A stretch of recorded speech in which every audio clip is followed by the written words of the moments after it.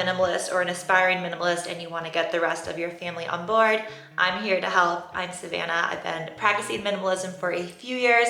I live with my husband, not a minimalist, my toddler who's 2.5, and we're about to bring a new baby into the world in just a couple of weeks. And I'm sharing all the tips that have helped me get everybody in my house on the same page to have a more simplified, peaceful life. Let's get into it. So tip number 1 is handling your own first. Instead of worrying about everyone else's habits and stuff that they own, your partner's, their closet, what their desk looks like, or your kids and all their toys, just focus on yourself. It's easy when you're tired and frustrated with your home to focus on what everyone else is doing wrong. But I promise you, if you just focus on yourself first, for instance, like your own closet, your own possessions, and once you get a good grasp on those things, I think you'll start to notice kind of like a trickle down effect throughout the rest of the house. This next tip goes along with the first one, which is don't point your fingers at everyone else in the family. Everyone has their own unique relationship to stuff. I know for me, I have a family history of people being more attached to things as a security blanket. So for you, it may be really easy to separate yourself from physical items, where there may be other people in your family, maybe your partner that is just more attached. It's more difficult for them. And the stress you feel in your home, the chaos with all the clutter and like the overwhelm and the mess, it's not just one person's fault or like a weakness in your guys' habits.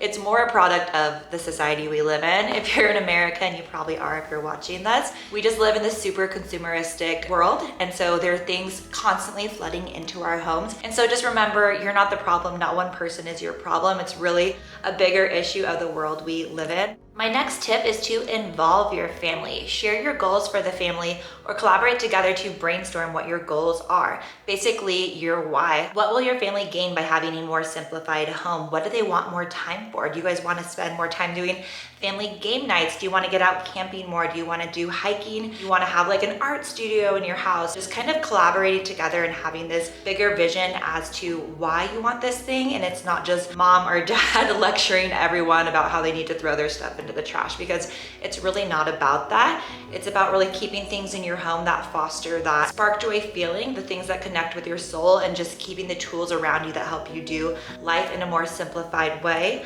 My next tip for you is to have patience. This is not a sprint, this is a marathon, and it definitely takes time for your family to catch on. I know you want your home to change completely overnight and just be simplified and peaceful, but it's really not that easy. It takes time for the rest of the family to really get on board and see the effects. The first big area that I decluttered was my closet. I took it down from this huge, crazy, expansive thing to a very small wardrobe. And I think my husband just naturally saw the effects in me and realized I wasn't missing any of these pieces, and I was a lot lighter. I was able to get dressed a lot faster, and it was just really working for me. And so one day I didn't even ask him to do it. I just, suggested, oh, if you ever want to do that, I'll help you out. He didn't even need my help. He just started tearing everything out one Saturday morning and got rid of 75% of the stuff in his closet. And he's not even a minimalist. He wouldn't categorize himself as that.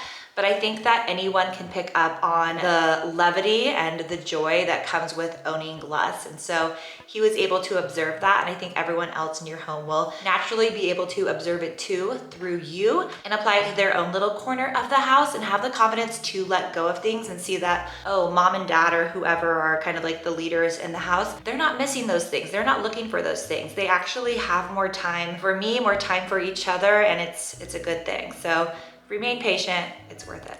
Tip number 5 is to know and set your limits or boundaries. There's a lot of different ways you can view the organization and the processes of your home, what you do with paper clutter, how you manage all the tools in your kitchen, what you guys do with laundry. There's a lot of different ways you can skin a cat. For me, there's a few different rules and mantras that I like to live by. I love the 1 in, 1 out method. I'm not super literal at this, but I do have a general sense of the inflow and the outflow of my house, and I try to keep all of that balanced. Another great one is no duplicate items. So when it comes to a pair of scissors, or it comes to kitchen tools or things you have in your garage, that's a good hard and fast rule to follow that I think everyone can understand. Another really amazing one is the container method, which is only keeping the amount of objects that fit into a certain space. So if there's a toy chest, for example, we only keep the amount of toys that fill up the chest, and then past that, we have to declutter and let things go. One metaphor that has really resonated with me when it comes to how I view my home as an overarching entity comes from Dawn the Minimal Mom here on YouTube. She talks about viewing your home as a storefront. You are the store manager, and every store manager has a threshold for managing a certain quantity of goods.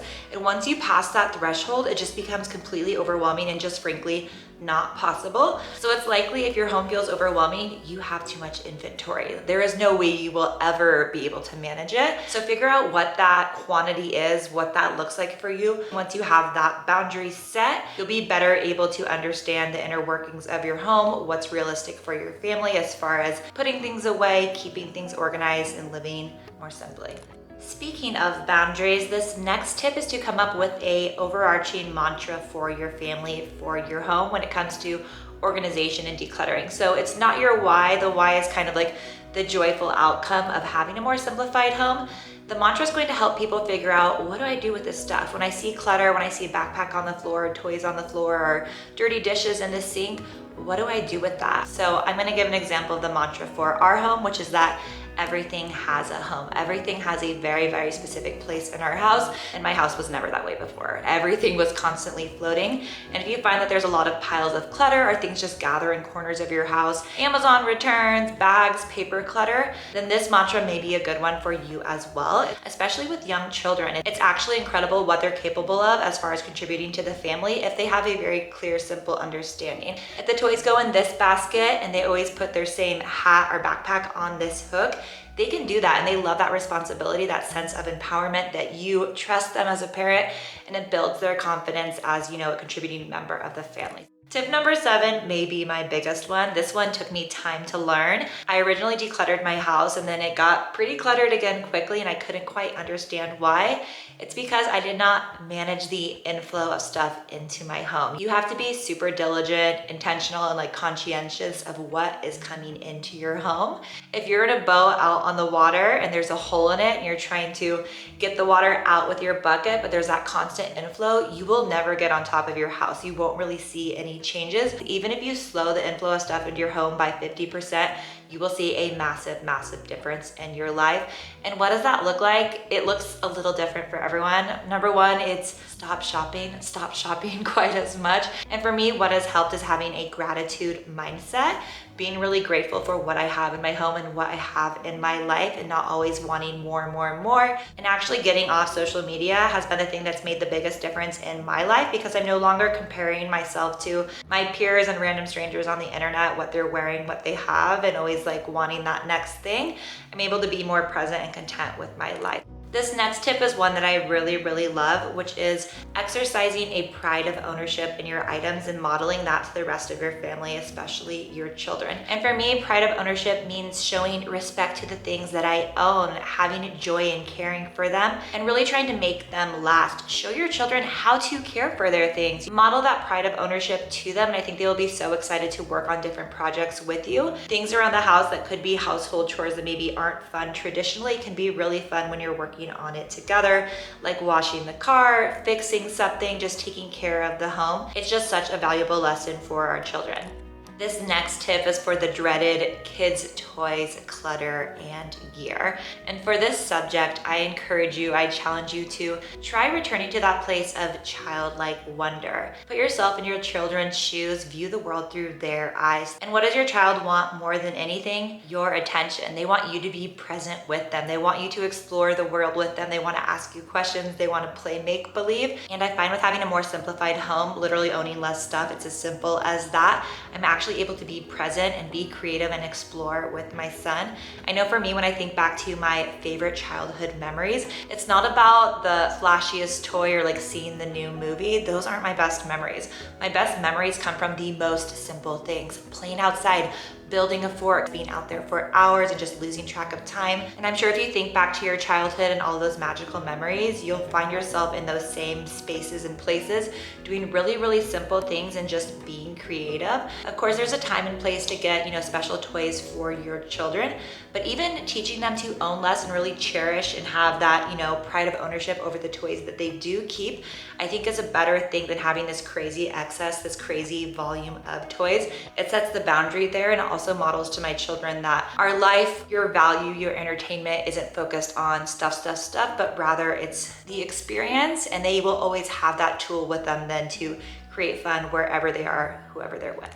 Tip number 10 is an extension of the last tip, which is have grace with friends and family. I remember at the beginning of my minimalism journey, I was so intense with my mom and just family about don't buy us stuff. I'm like, for Christmas, we don't want stuff, or I don't want stuff. Get me a pass, get me movie tickets. But you'll find that family and friends don't really understand. They're not obligated to be on this minimalism journey with you. And just frankly, they probably won't get it. And that's totally fine. I was finding myself really stressed out by all this stuff coming in when I had set the boundary or expectation that I didn't want this stuff. Relax. Take a deep breath. Don't let yourself get totally stressed by the stuff coming in. Graciously accept the gift, and then you can always donate it later or pass it on to a friend. You don't have to keep it. My last tip for you is don't worry about what other people think, especially friends and family. If you think they're gonna come into your home and notice that there's nothing in there, I promise you, they won't notice. I just think generally in life, as a rule of thumb, people are not paying attention to you. They are paying attention to themselves. Everyone is quite inward looking, worried about their own life. No one is gonna notice that you're wearing the same outfit more often or that you have less plates and silverware. I think I was concerned or a little insecure that I'd be judged by friends or family, that I was trying to be like this new person or something like that. Nobody's really cared. I think they're just like, think my YouTube channel is cute and they're just chugging along with their own life. So don't worry about what other people are gonna say or think, because honestly, they probably won't have an opinion.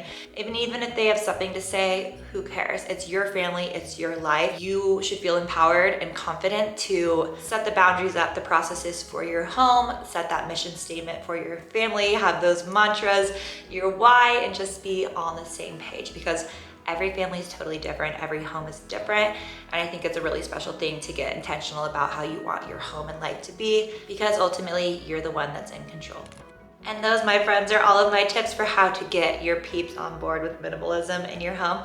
Hopefully they were helpful. These are things that I've picked up over the past few years. Definitely with making some mistakes along the way. I have not been perfect. Make it a positive thing. I love in Marie Kondo's book, I always reference it because it has been so profound in my life, is make it a tidying celebration. It's not about what you get rid of, it's about what you keep in your home that really represents this joyous life, you know, this rich life that you and your family will have together. Again, it's not about what's leaving, it's about what's staying and entering your life and creating the space for good things to come. So good luck on your journey. Please comment below if you have any tips for anyone else watching, or just, you know, comment on something you enjoyed in the video.